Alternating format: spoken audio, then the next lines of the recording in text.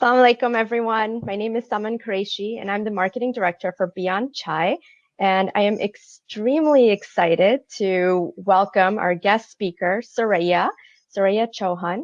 And I want to tell the people who don't know much about BeyondChai a little bit about our service. We are a Muslim matchmaking organization and really very unique in what we offer and what we do because we are a team of young Muslim professionals who have gone through the experience of our own marriages and felt compelled to come together to help people navigate this really tricky journey, oftentimes very tricky journey. And not only do we have experienced matchmakers, but we also, alhamdulillah, have been growing our team and we have relationship coaches, an image consultant, and also are always looking to expand the services and the professionals that we interact with to give you guys the best experience. And in that vein, I had been looking for someone to really kick off 2018 with our first webinar. And I was so excited to stumble across this beautifully written article by Soraya in which she really broke down her challenges and her experiences in the matchmaking process. And like all great relationships, we connected on Facebook. And it's true, though. Really great friendships that started on Facebook. And we connected, we Skyped, we instantly vibed. And I thought that her experience and also her business that she has among the many other projects that she's working on would be a really great resources for our clients and in general people that are single and looking to get matched. Soraya has a master class which she offers to single Muslims and in which she discusses many topics that would be applicable to the journey. And today she was gracious enough to join us. And without further ado, I'm going to hand it over to Soraya. She's going to talk, and then at the end, we're going to open it up for question and answer. So thank you, everyone, and thank you, Soraya. Thank you for having me. Assalamu alaikum, sisters. Right, so we're going to just go through 5 key areas that I think are very important when it comes to meeting the right person. Just to give you a very brief background to myself, if you don't know about me already, I'm a singles coach for professional Muslim women, and I work with women over 30 a lot as well. I was 35 when I got married, and I had been looking for about 14, 15 years. And I mean, I went to every event, I tried everything, I met every kind of guy, and nothing worked. And actually what it took was a bit of a mindset shift. And once I'd got a few key things sorted out in my mind, it made the process so much easier. And then after 14 years of looking, I met a guy, and 7 months later we were married, and I've never looked back since. And it was the weirdest thing. After 14 years, I didn't realize how easy it could be. So in today's webinar, we're just going to run through 5 key areas that are hopefully going to make it a little bit easier for you to get closer to being matched. I get the feeling the audience is mainly sisters. That's always the case. But if there are any brothers, this is for brothers and sisters, even though I work with women as well. I've made it for both of you. Okay, so without much further ado, I do have my notes here. First things first, I want to talk about then is where and how to meet somebody. One of the things sisters always say to me, they say, I don't know where to go to meet someone. And there are really 2 key ways you can meet people. You can meet in a marriage-focused way, or you can meet in a more organic way. And both have their pros and cons. The fact is, there are many, many, many single Muslims out there, and every day there are more and more. You get people deciding to get married, people who have decided to get back out there and look for somebody after a relationship. There are always going to be single people. So if you go down the marriage focus route, that will be things like, for example, BeyondChai. It could be marriage events, it could be matrimonial websites. But the point is, it's purely focused on marriage. So when the 2 people meet, you know why you're both there. And I know it's a bit awkward, but you know why you're both there. And it's really geared towards marriage. And one of the good things about that is hopefully you're both on the same page. You both want the same thing, hopefully. And therefore, that's what you're working towards from the beginning. The other option is to do it the more organic way. And by that, I mean putting yourself in places where you have more opportunities to meet and mingle and marriage network. So where you're meeting other Muslim people, guys, women, the idea is, you might meet someone who can introduce you to somebody. You might make a connection with a sister whose brother is looking for someone. Or it could be that you just meet a guy. Maybe you've gone to, for example, an Arabic class or an Arabic calligraphy class or something, and there's a guy there or a lady there if you're a guy, and you strike up a friendship and it goes from there. Only thing is that could take a little longer to get to marriage, depending on whether or not the person is single, how you go about it, and the time it takes to nurture a relationship without knowing if the intention is marriage. So there are many places you can meet people organically, and I do run a separate masterclass on that as well. Or you can do the marriage focus ways, which I know people prefer because we don't want to beat around the bush. We want to get married. So a couple of places just to give you examples of where you can meet people. You might want to take a class where there are other Muslims there. You might want to go to, for example, an exhibition, some kind of Islamic museum exhibition or something. Just something that puts you with other Muslims where you might bump into other singles or somebody who knows a single. Or you can go down the route of BeyondChai or the other places and take it from there. So don't despair, brothers and sisters. There are a lot of singles out there, and there are different ways to meet them. And it's really about stepping out of your comfort zone, trying something a little bit different, and just kind of putting yourself out there and taking that step, being a bit brave. Okay, so I'm going to move on to, because I've got quite a few bits to get through, I'm going to move on to how to use the online portal when working with BeyondChai to get the most out of your experience. So from what I understand from someone, they do the hard work for you. So you don't have to scroll endlessly through profiles trying to click with somebody. And so obviously when you work with BeyondChai, you will provide some pictures and you will provide a little bio information about you. And a couple of pointers from me. I met my husband online.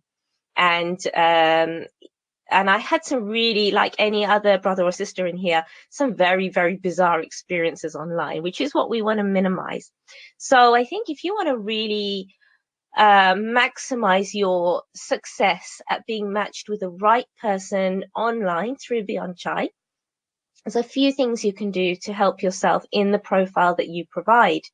So the first one is pictures, and I'm not sure what the BeyondChai policy is, but if you are ready to get married, you have to be prepared to give pictures. And we are physical beings, and you do want to have the best chance. So you have to have a picture or a few pictures. So the more you have, you tend to get the more interest, because people like to see different pictures of people. So I think obviously if you can give quite a few and have a good mix, things that show you in different lights. One thing, sisters, I would completely kind of advise you against is anything too superficial that's obviously not you. So please avoid things like Snapchat filters, the flowers, the enlarged eyes, the duck pose, the pout, whatever. These things are not great. They're not going to attract the right kind of person. So you want obviously to make an effort. You want to look nice. You want to look presentable, because this is something important to you. But at the same time, your picture has to be unique and it has to be you as well. So my advice would be go for a natural picture. When I met, one of the key things about my husband when I met him, his picture was a very natural, and it was taken on top of a mountain. He'd gone for a walk on a mountain, and I really liked that. I thought it shows him being quite adventurous. So if there's something you like to do, even if it's just eating at a restaurant, whatever, have a picture of you doing something in your kind of habitat, the things that you like that make you stand out as unique. Have your variety of pictures, and make sure there are some natural ones in there. So sisters, I don't mean without makeup, because that would just be crazy. But obviously maybe not for you guys. I'm sure you're very beautiful. But by natural, I mean like a natural smile. No funny pouts, no funny faces, no funny poses, no weird angles. Just a lovely picture, frank, honest, and open, smiling into the camera. it's an intimidating process trying to find somebody. And sometimes the pictures can contribute to that as well. So the same way, if you were at a marriage event and you wanted to be approached by guys and ladies, you would look approachable. You would walk around, you would smile, you would make eye contact, you would be friendly and approachable. Your picture is similar. So make sure your picture is friendly, approachable, and open. The kind of happy, lovely face you would do if you were meeting somebody or you wanted to meet somebody. So think about it that way. Now, in terms of the profile, the stuff you write, I know it's very difficult, and there are profiles where people have written very little, have written very, very little, or something very generic along the lines of, my name is, I was born in, my parents are from, I studied this, I work this. Those profiles never stand out, sisters and brothers. Those profiles are always the ones that get confused with 100 other profiles out there. But I know sometimes that's the safest thing to write because they are facts. And I know there's a real fear sometimes, what if I write something and it sounds too out there, or I don't know how to make myself sound interesting, and it can get quite overwhelming. So a couple of tips then to help you overcome this. First things first is that make sure, remember, it's not the whole story. Okay, it's just a way in. Somebody can see a glimpse of you, a snapshot of you, your life, and from there they can think, wow, he or she is interesting, I would like to know more. But their profile is not the entire story, it's just a way in. So don't feel pressured to put absolutely everything on there. Remember, it's not a CV. You don't have to have your entire life story on there, just enough to get people interested. So what gets people interested? Well, something that shows you to be unique again. So I was discussing with someone, it's very easy and quite common to hear people say, I like to travel. Great, but tell us more. Where have you been? What was the best place you ever went to? What was the weirdest thing you ever ate when you were on holiday? Did you have a scary experience on holiday? What happened? Something that makes you unique. So somebody will think, oh yeah, that's the guy, that's the girl who ate frogs. I don't know, something. But you've got to make it unique to you. It's also good to show a little openness and vulnerability as well. So you might talk about something like your most embarrassing moment or the scariest thing that ever happened to you, just to show that, you know, you are human, and you can ask them to share theirs with you as well, which is my next point about your profile. The idea is you have to invite communication. It can't just be all about, this is me, this is me, this is me. What do you think? You've got to ask them, what's the best book you've ever read? What's your favorite film? What's the worst film you've ever watched? Or, you know, if you think you can top my embarrassing moment, feel free. Something that invites communication, something that invites them to open up and want to talk to you, because humans like to talk about themselves. It doesn't make us egotistical, we're just human. So anything that allows a person to talk about themselves will make for a very interesting and engaging profile.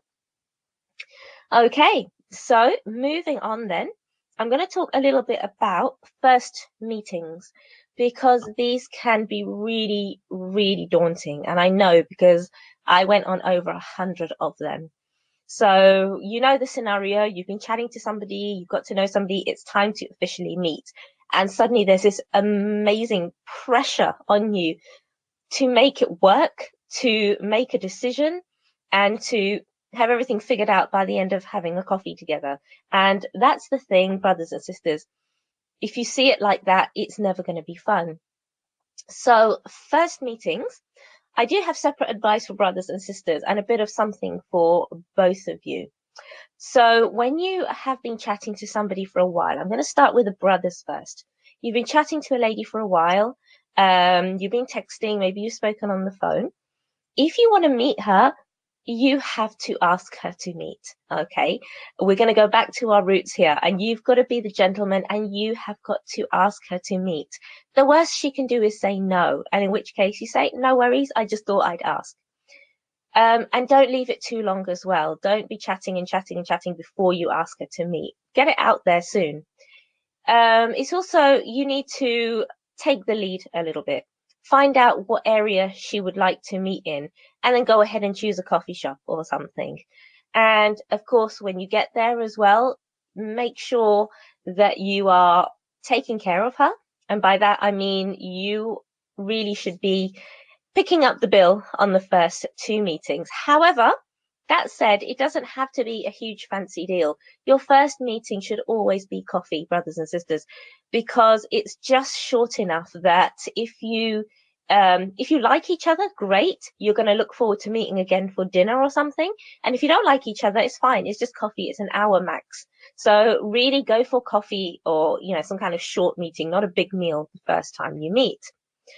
So sisters, my advice to you then, let yourself be taken care of. We're so used to kind of leading everything in our lives, taking charge of everything and, kind of being leaders in the workplace, which is fantastic. But when it comes to these meetings, it really is about allowing yourself to be taken care of, showing the guy that you trust him to take care of you, and allowing him to look after you. It's his chance to show that he wants to look after you and he can protect you, he can care for you. It might sound a bit odd, might sound a bit uncomfortable, but remember, we're talking about a man and a woman making a connection with our innate male and female qualities. So you've got to really kind of allow yourself to be looked after.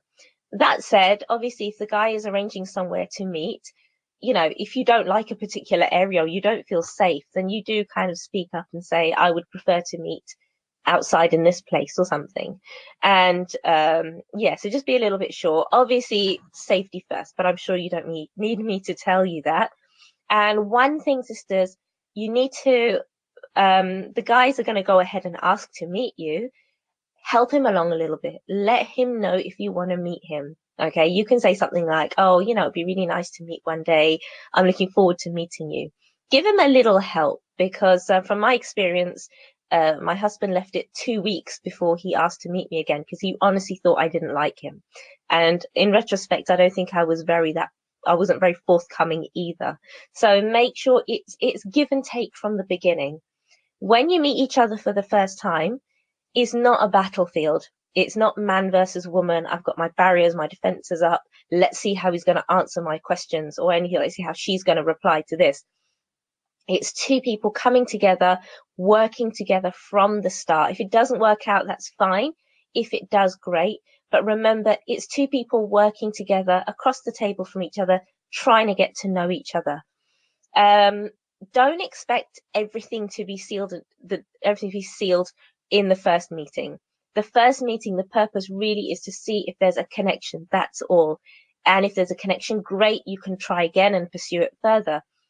Key thing, brothers and sisters, the first time you ever meet, just have fun. Okay, you want to know if this is somebody you can have fun with. Does he or she share your sense of humor? Can you talk to them openly and easily? Do you share the same mindset and values? Have fun, have a laugh, tell jokes, tell funny stories. I know the temptation is to ask things like, how many kids do you want? Where do you see yourself? Who should do the housework? Who should pay the bills? That is like the worst way to kill a first meeting. It really is. That first meeting is just about making a connection. Is there something there we can work with? Great, we're going to take it from there. Okay, so that's a few of my first meeting tips, and they are what helped me get from meeting somebody to getting married very quickly. I just removed all the pressure from my head, from my mind, and I literally just had fun. I just went in there, no expectations, had a lot of fun, and it worked out pretty well. Okay, so we are going to have question and answer at the end. So if you can think of anything, obviously let someone know. Right, so the next point now, point number 4, is I think one of the most important ones, and it's one that I know sisters struggle with a lot, and brothers as well. Sorry, I keep saying sisters because I'm used to working with sisters, but I know it's the same for brothers as well. And that's this idea of how to compromise. Everyone always tells you you've got to compromise when you're looking for somebody. You can't get everything you want. And here's the truth, brothers and sisters, that checklist that you have in your mind is actually stopping you from meeting somebody. Simple as that. That checklist you've got of height, income, job, profession, this, that, hobbies is completely holding you back. Now, before you start freaking out and thinking, oh, I've got to check out the checklist, not completely. But I do want to talk you through the idea of compromise and how to do it and what things you need to be sure of more than anything else. So when I work with clients, I get them to go ahead and make the fantasy list of their dreams, the checklist of their dreams. And then we divide that list into two separate lists. One of them is called, I call them variables, and the other one is constants. And with variables, these are things that in the lifespan of a marriage, so let's assume we're talking 40, 50, maybe even 60 years of a marriage, a lifetime together, the things that can change. And I know culturally, there's a lot of things we tend to look for. So, for example, things like income. I know it's very common for sisters to say, I want somebody who's earning the same or more than me. So, I can work part time. And that's a lovely idea, definitely. But just be aware, brothers and sisters, it's not always there. Your partner could lose their job, could be made redundant, may not be able to work for whatever reason. So, it shouldn't be the absolute sort of top of the list by any means. Things like profession and education as well. So you might think, well, that's weird because education doesn't change. But if you connect it with profession, these things can change a lot.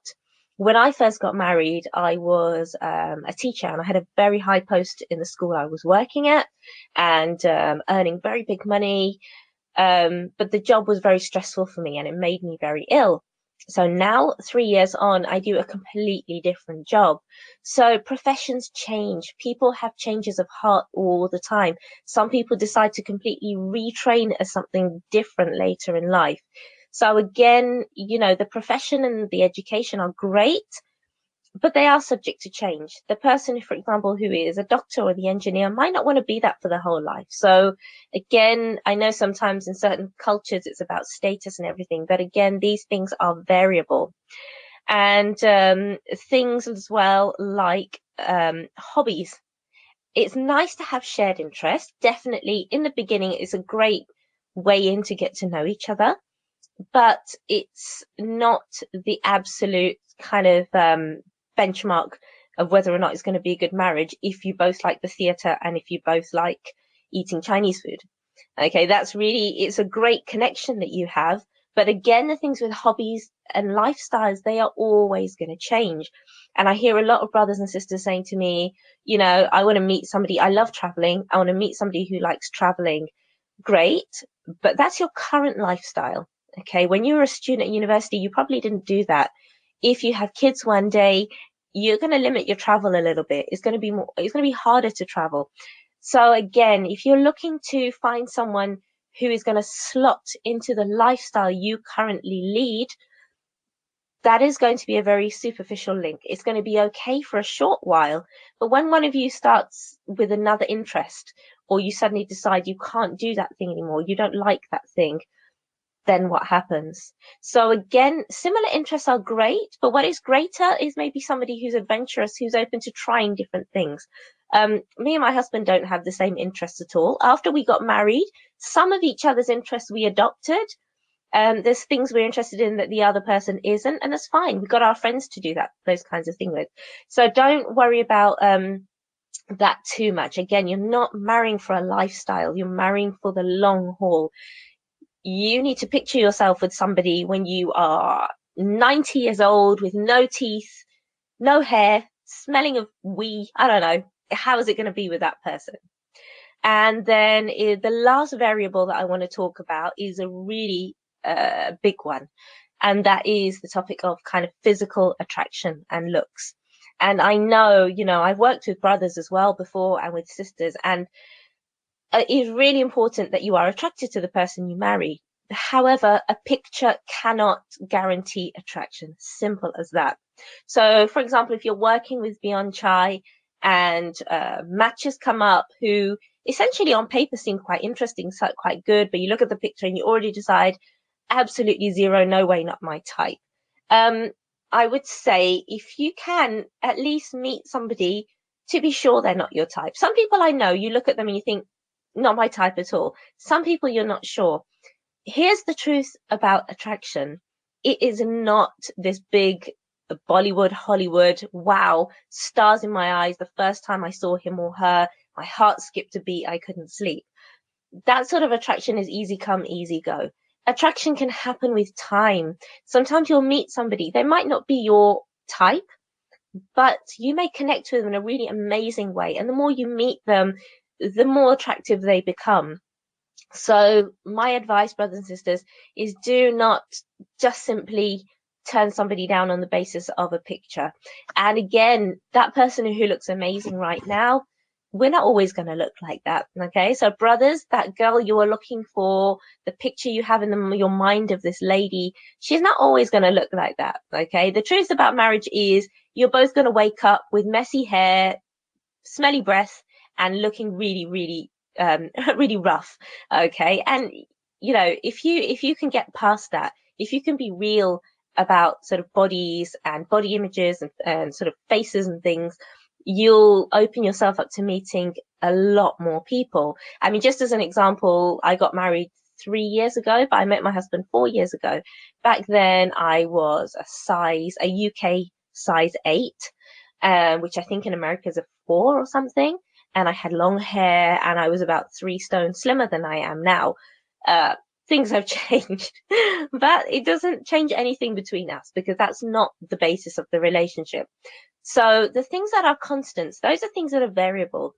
Things that are constants that you should be looking for are the most basic things that you know already. Kindness, open-mindedness, a good heart, somebody who's honest, who's loyal, who's decent, who is respectable. Those things are less likely to change, very less likely to change. You want somebody like that now. You want somebody like that in 10 years, 20 years, 60 years time.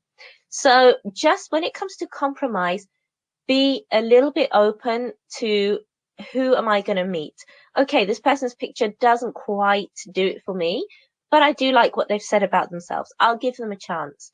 Or maybe something like, okay, maybe this person isn't as professional as I was hoping for, but I like some other things about them as well. So again, you are never going to get 100%, and the checklist is only going to hold you back. And I know there's a fear that if you start removing things from the checklist, there's this fear of, oh my God, I'm settling. And that's never the case, brothers and sisters. It just means you're making a mature decision based on your needs as a human being and what you need from a partner. Okay. Right. And yeah, one more thing as well. I was looking at my notes. Again, when you meet somebody face to face, if their bottom line is, if there's a connection, pursue it, meet them again. You've got nothing to lose. If there's no connection, zero attraction, zero anything happening, doesn't matter how good they are on paper, it's not going to work. So you just need to use your gut instincts a little bit, use your logic and see where things are going. Okay, now then, and the last point then is what to do when things don't quite go well. And brothers and sisters, you know this happens more often than not. Let's be honest. Things go wrong all the time. So the first thing you can have is that you don't like somebody. Okay. So maybe you've met them once or twice. They're really nice, but there's just something missing. It's not there. And that's fine. You've given it a go. It wasn't for you. The worst thing you can do, brothers and sisters, and I know we've all done it, is to just stop talking to that person and to stop replying their messages and to suddenly say, I'm a bit busy. That is the absolute worst thing you can do, because not only is it unkind to the other person, it messes with their feelings, it messes with their own marriage search, and also it leaves people hanging. And I think if you're serious about getting married, you need to be able to be open and honest.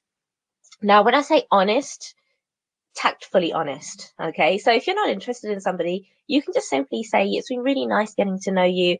However, for me, I don't feel there's a connection there. And it's probably best we just leave it. What you don't need to do is be over the top honest. And I've heard this happen. I have heard of, I hate to say it, brothers saying to sisters, you're not my type physically. And I just think there's nothing more awful than hearing that. Be honest in the sense that you are not a good match. that sort of honest. So sorry, sister, sorry, brother. It's been really lovely meeting you. I don't think we're a great match, but I do wish you all the best because you're a really nice person. It might hurt for a little while, but it's better than cutting somebody off without telling them. That hurts for longer, and it doesn't make you feel good if you're honest about it. Second scenario, just checking the time.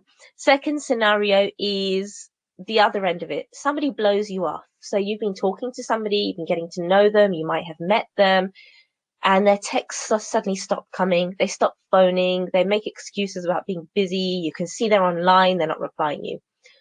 If you feel you have been blown off by somebody, brothers and sisters, easiest thing to do is just to take a step away from it. If you feel that somebody is dwindling their contact with you, you just take a step away from it. Don't look at your phone. Don't do anything to do with that person.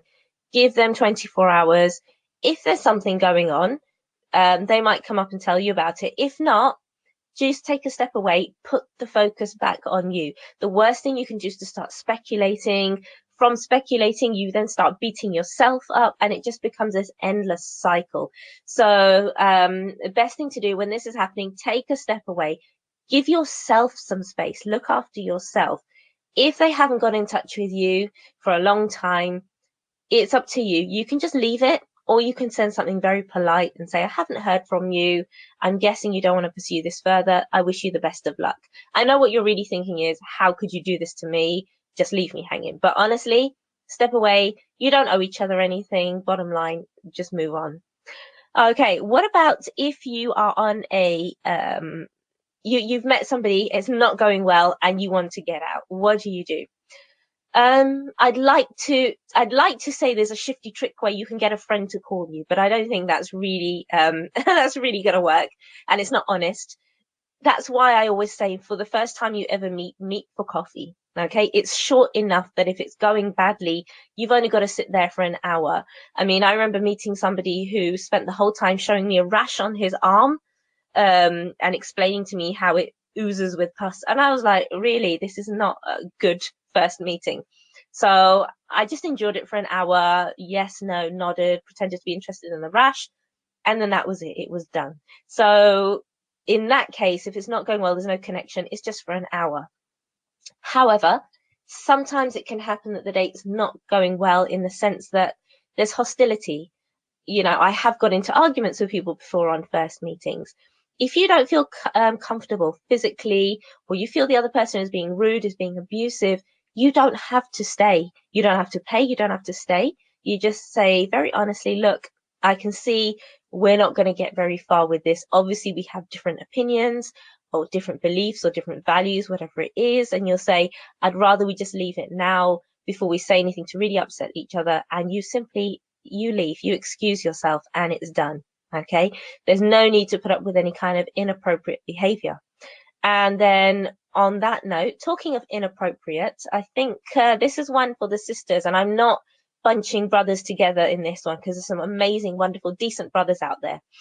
But I know from my work with sisters, one of the problems I have is that sometimes brothers can get a bit inappropriate with them, and via text messages start asking them inappropriate questions, asking for inappropriate information, and that kind of thing. Again, you don't have to put up with it. You can block and delete somebody. If you've explained you don't like this sort of conversation and they continue, you block and delete them. Or a great tip I got from Mufti Menk is, if you are talking to somebody, guy and a girl talking to each other, if you're using WhatsApp, it's quite common, create a group with you, the other person, and like a guardian, a mahram of the girl. Okay, that girl's relative is not going to get involved in the conversation. They are literally just a third pair of eyes.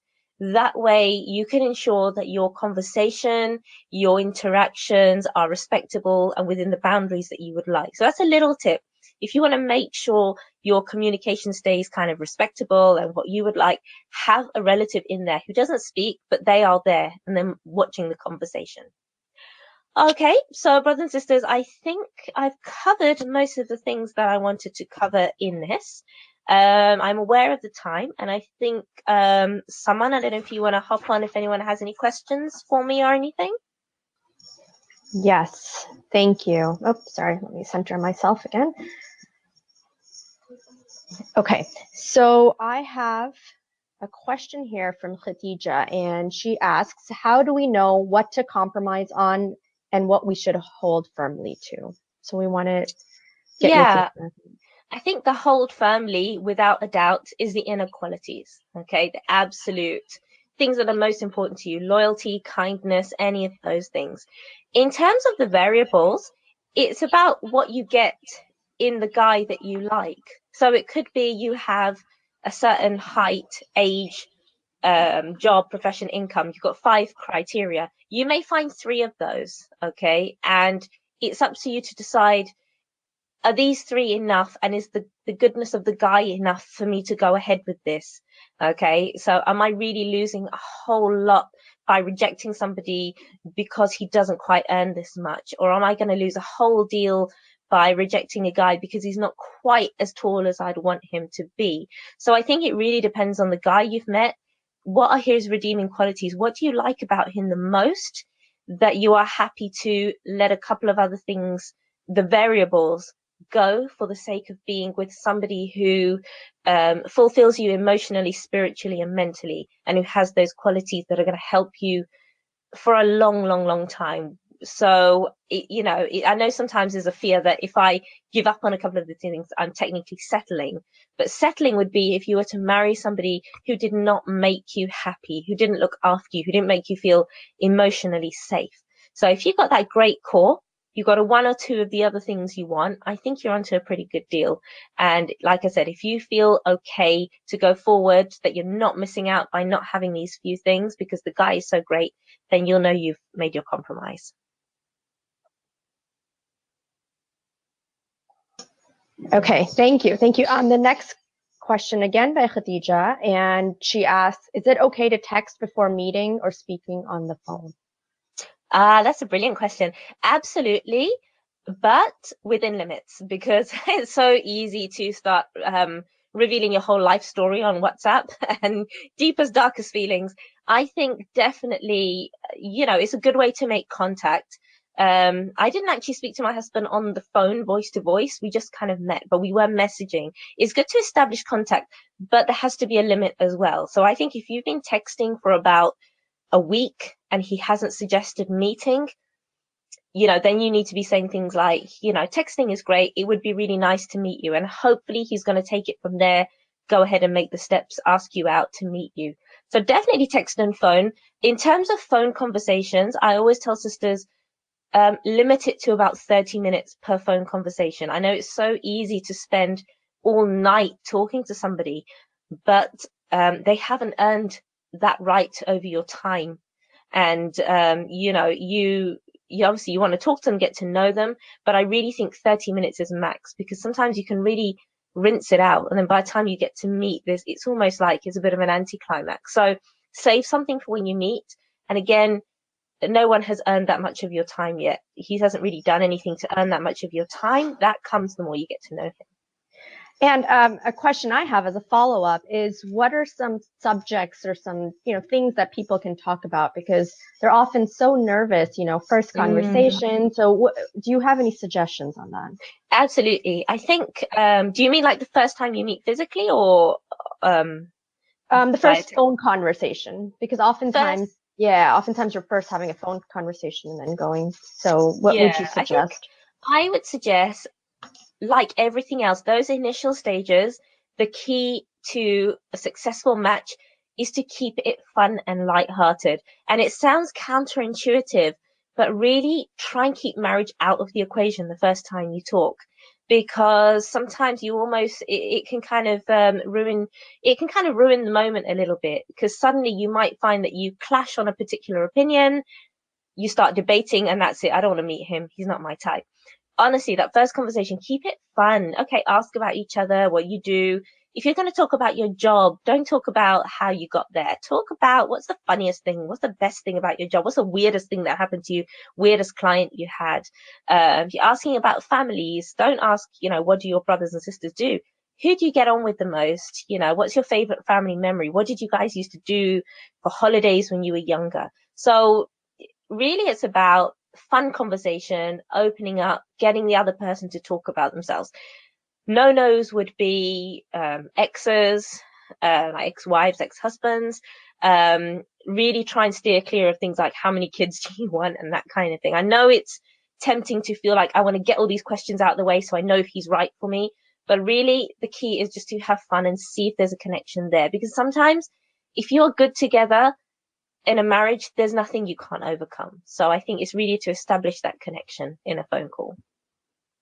Okay, great. Thank you. The next question we have is from Asia, and she was asking, how do we combat superficiality in an Instagram social media era? So how do we kind of, there's so much out there, right? So many filters and apps, and everyone's trying to one up each other by putting all these things on. So how do we kind of focus back to the things that you mentioned about like character and looking beyond the physical characteristics? I think one of the key things to do is not to fixate on what they look like until you actually meet them.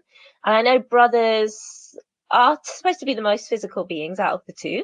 And I know brothers, for example, are obsessed with asking for pictures. Do you have another picture? Do you have another picture? Do you have another one? And I think, I think try to be satisfied with 2 or 3 pictures before you meet. And, don't think of it as competing. She's got this really cool filter, her cheekbones are really contoured, whatever. The people who are serious about marriage will want to get to know you. And if you make sure your conversations, your text messages are centered on getting somebody to open up about themselves, that is one of the most attractive things you can do for somebody, because you're showing interest in them. You're allowing them to open up. And I think for me, that goes beyond any Snapchat filter. So it may feel like, yeah, online, there's so many girls who look so many ways. But to be fair, if the guys are going by Snapchat filters, then you don't want to be chatting to somebody like that. Good point. Sometimes it feels in this day and age that that's kind of where people are stuck in. But to your point, I think seriousness would be gauged by if they're able to look beyond that. Yeah. So I have another question, and that's submitted by someone, and they asked, is it okay, or what do you recommend? Should they Google their match before they meet up or talk? What is your, perspective on that? Yeah, it's hard because when you meet people through family, the idea is they've done the background search already. And when you meet somebody you don't know, you feel you have to. You can. The only thing is, A, it's a bit creepy. And, say you do find out something like, oh, they once had a pet dog when they were 5 or something, whatever. It's weird. It can be quite weird going to meet somebody already knowing stuff they haven't told you. And I think that can really upset the balance sometimes. I think, especially if you're going through BeyondChai, you've got a third person there. And I think whatever you're doing, don't do it alone. And that's really hard because I know I did most of my endeavors alone. And I think it's more about having a third person, a friend or somebody to be objective. When it comes to people's pasts, obviously everyone has a past. Everyone's done things they're not proud of. Everyone's done things they are proud of. And I think sometimes we just have to have a bit of faith in ourselves, our judgment, faith in Allah, and just go and meet the person. You will know, your gut instinct will tell you if they are being shady or shifty or hiding something. Because, for example, I've heard of brothers saying, oh, I can only speak between 9 and 5 on weekdays. Obviously, he's married. He can only talk to you when he's at work. So I think use your judgment. And if your gut is telling you something's shady, he's shifty, he's hiding something, and of course, eventually you'll get to meet somebody's friends, somebody's family. And I think you can gauge a lot from somebody there as well. So you can do your Google search, but remember, how would it feel if somebody was Google searching you as well and had already come to meet you knowing a whole load of stuff about you already? Okay, that makes sense. Okay, appreciate that. Does anyone else, I think I've gone through, oh no, there's another one. Ziad said, you mentioned online apps. What are other means of meeting where it feels more genuine? Okay, so as in the more organic ways, there are places like, I'm trying to think, I do have a masterclass on this, but I'm trying to think what I run through. Basically, the idea is places where you can meet other Muslims. So I did, for example, I got involved in charity a lot. Muslim charities are a really great one to get involved in. So you might be going out together to volunteer with a group of people, or you might be doing a charity event together. And that's really nice because you're both united on a cause. You have to talk to each other because you're working together on a project. And I think that's actually one of the really nice ways to do it. And you can make some amazing friends, which I did as well.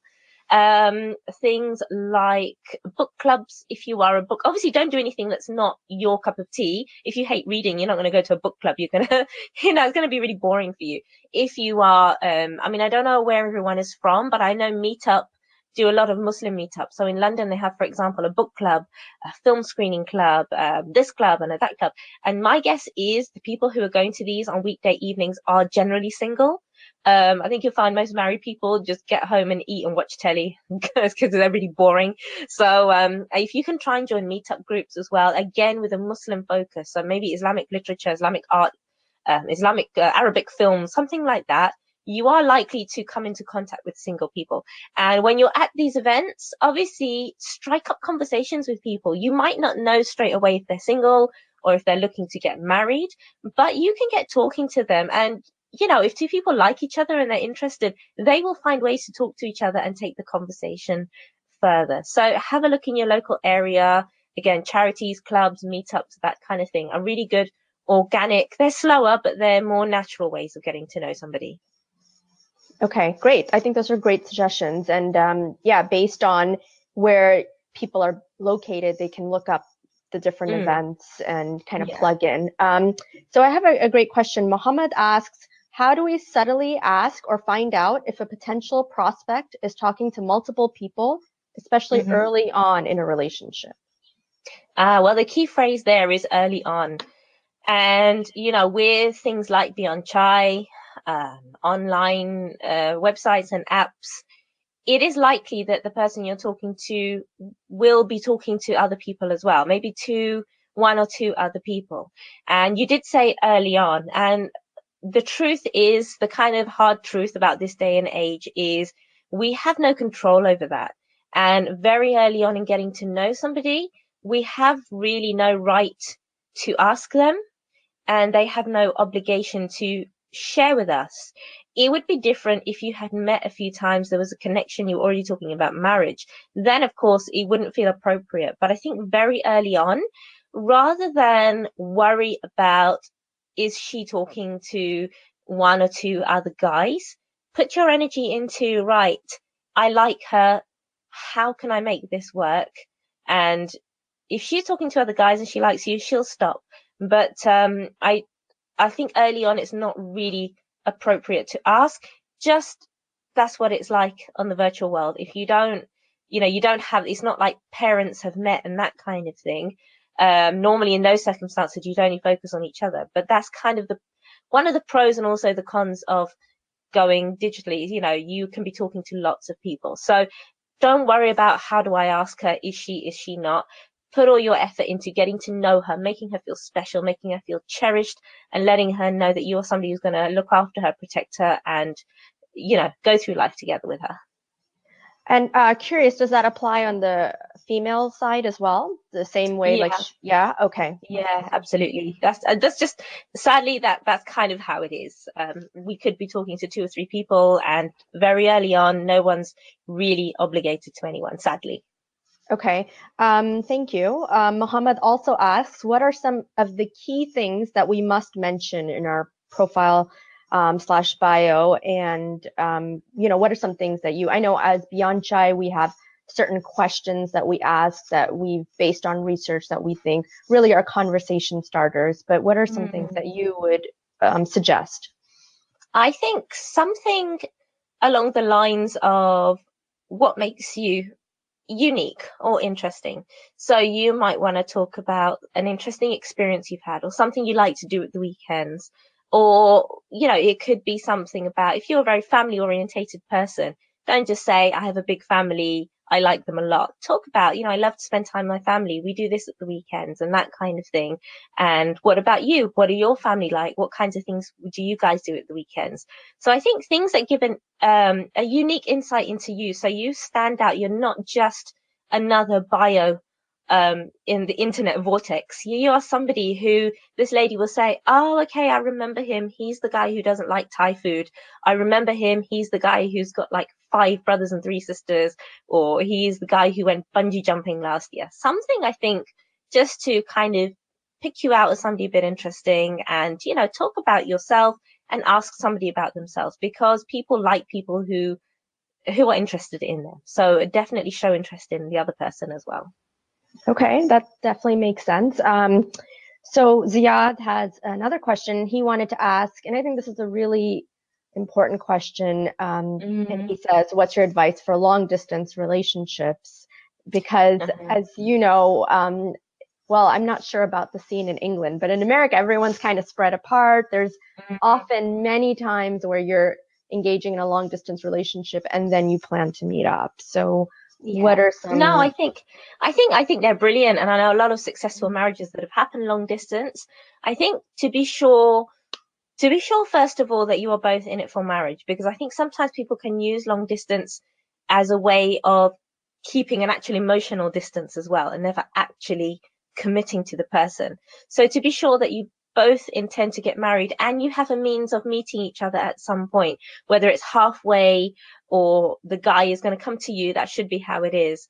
I think, similar to what I said to the sister before, keep your interactions short and sweet in the beginning. Get to know each other in little bursts of communication. So maybe a quick phone call, maybe a quick Skype call, maybe a little text conversation. Keep it short bursts to start with. Find out about where each other lives. Make it interesting in that sense.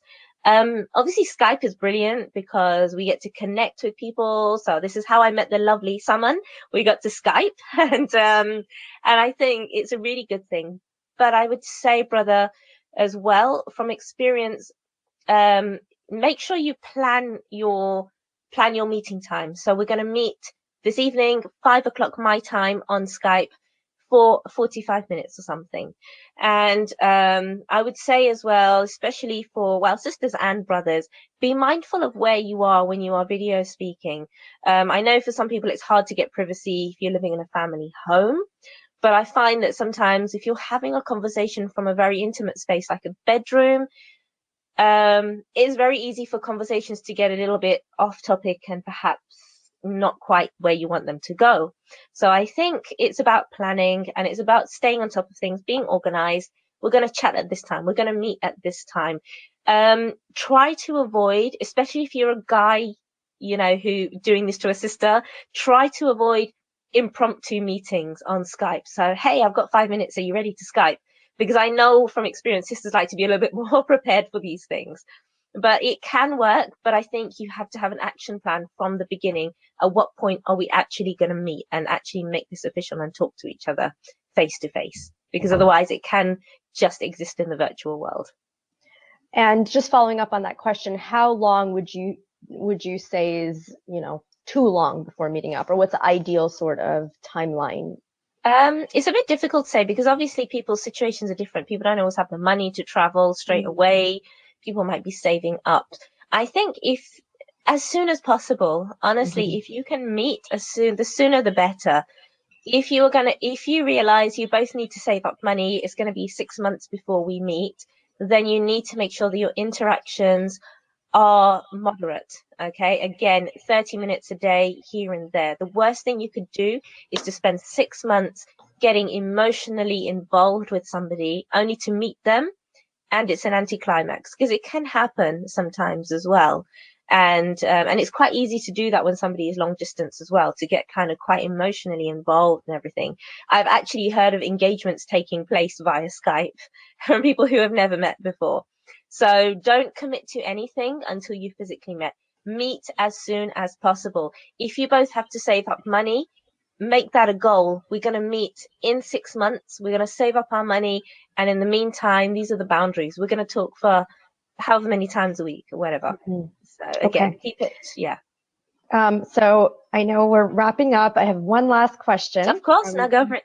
From Mohammed. And he asks, do you advise that we talk to multiple prospects at a time with the intent of moving forward quickly with the process? I think it can be, I mean, I know people have different views on this. I say yes, definitely do. But when you say multiple, I'm definitely not anything more than, not 5 or 6 at a time. If you're talking to one sister, definitely talk to one or two more, maximum two more. I think any more than that, then it's going to get like you're going to need like a whole spreadsheet to keep contact with them. So I think if you three maximum, and and then make sure, like you said, it's true. You want to move forward with this, and you want to find the sister who's right for you and who's ready for marriage, which really is a bonus. If you're talking to more than one person, you're more likely to do that. So definitely three maximum. Get to know them. Try not to be biased over one against the other. Do see how it goes, because sometimes that person initially we think, wow, she's perfect for me. A few days down the line, you realize actually this other one was a little bit better for me. So give each one enough time to get to know them as well. Okay, thank you. Soraya, thank you so much for taking your time out to be with us. I know we really appreciate it. You answered a lot of great questions. Thank you to everyone who attended this webinar. I think this was a great conversation, and we really are grateful that you were able to make our first ever webinar. We'll be in touch for following webinars, and if you guys have any topics that you'd like for us to cover, please do shoot us an email. So with that, again, I just wanted to thank everyone for coming out and making this an incredibly successful event. And if you have anything, Soraya, we'll wrap up after you're done. Thank you. Thank you guys for having me. And it's been an honor to be here. Thank you. Great. So I'm going to, with that, end off. Assalamu alaikum. Take care, everyone.